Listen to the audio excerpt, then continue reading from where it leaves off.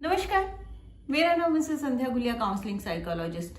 आज के वीडियो में हम जानने की कोशिश करते हैं कि हम चीजों को दिल पे क्यों लेते हैं, हम चीजों को पर्सनली क्यों लेते हैं। और जब हम चीजों को पर्सनली लेते हैं, दिल पे लेते हैं, तो शॉर्ट टर्म के लिए मुझे अच्छा भी लगता है, मुझे एक सेटिस्फेक्शन सी मिलती है। लेकिन लॉन्ग टर्म के लिए ये बिल्कुल भी मेरे लिए ठीक नहीं है, मेरे रिश्तों के लिए ठीक नहीं है, क्योंकि वो मुझे कमजोर करता है, मुझे अकेला कर देता है। और कहीं ना कहीं बार बार कोई भी कुछ कहे और मैं चीजों को दिल पे ले लूं, तो मैं भी कहीं ना कहीं तंग आ जाती हूँ। तो आज की वीडियो में हम देखते हैं कि हम चीजों को दिल पे क्यों लेते हैं।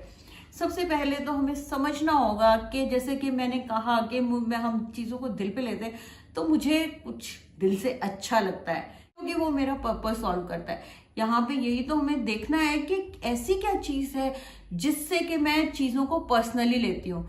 एक तरह का ये जो पर्सनली लेना, दिल पे लेना ना, हमारा एक तरह का डिफेंस मैकेनिज्म है। मतलब कि अपने आप को ना बचाने का तरीका। जैसे कि कोई आपको फिजिकली अटैक करता है तो आप अपने आप को बचाने की कोशिश करते हो, अपने आप को प्रोटेक्ट करने की कोशिश करते हो। इसी तरह से आपको जब लगता है ना कि वर्बली किसी चीज से, किन्हीं बातों से कोई आपको अटैक कर रहा है, तो आपका ब्रेन का काम क्या है? हमें बचाना, हमें सेफ रखना।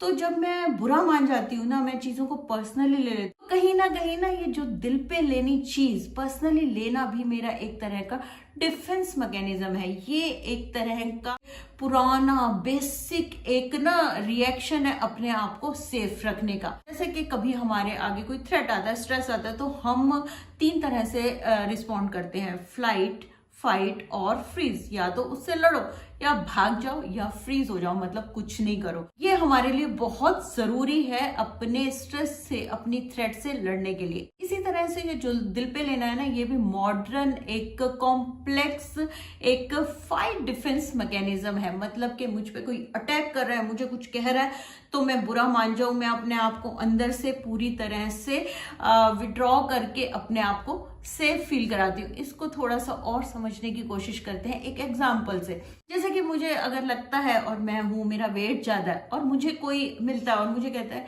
कि तुम्हें एक्सरसाइज करनी चाहिए, तो मुझे एकदम से क्या लगता है?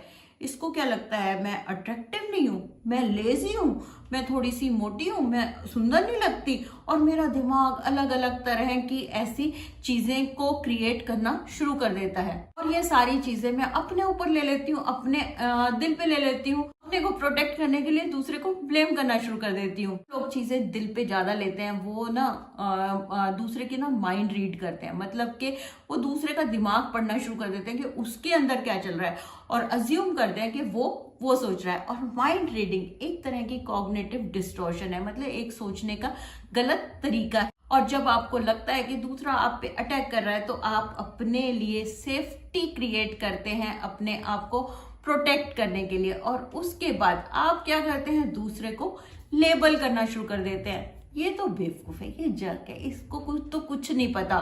क्योंकि आपने तो अपने आप को एक इनोसेंट विक्टिम देखना है ना, मैं तो बेचारी हूँ। आपने अपनी जो ये मासूम जो ईगो है, इसको भी सेफ रखना है, तो आप दूसरे को क्या करते हो?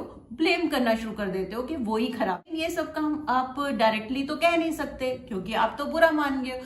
तो आप क्या करते हो? ये सब कुछ अंदर ही अंदर करते हो, अंदर ही अंदर करते हो। तो आपके अंदर क्या आता है? Passive aggression. मतलब कि अंदर ही अंदर आप गुस्सा क्रिएट करते हो, और उससे थोड़ी सी दुश्मनी भी आप क्रिएट करते हो। ये चीजें आपके लिए शॉर्ट टर्म में तो आपको अच्छा लगता है, लेकिन लॉन्ग टर्म में आपके लिए बिल्कुल भी अच्छी नहीं है, क्योंकि इससे आप अपने को ही नुकसान कर रहे हो। आप करते रहते हो और आप दूसरे को साइलेंट ट्रीटमेंट देते हो। जैसे कि चीजों को जोर से करोगे, चीजों शोर करोगे, आप मूडी हो जाओगे, आप जोर जोर से अपनी सिस्टर को या किसी को उनकी कंप्लेंट करो, आप उनको पनिश करने की कोशिश करोगे, और अपनी जो मासूमियत है उसको प्रोटेक्ट करने की कोशिश करोगे।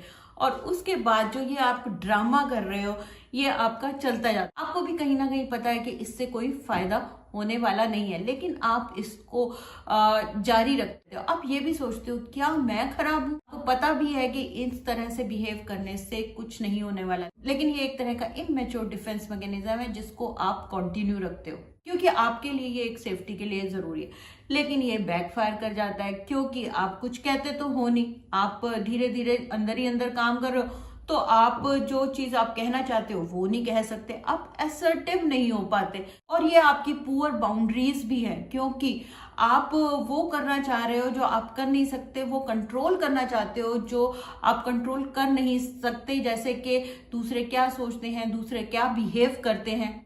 और जब आप ऐसा करते हैं तो आपके लिए मुश्किल हो जाता है कंस्ट्रक्टिव क्रिटिसिज्म, किसी की बात सुनना।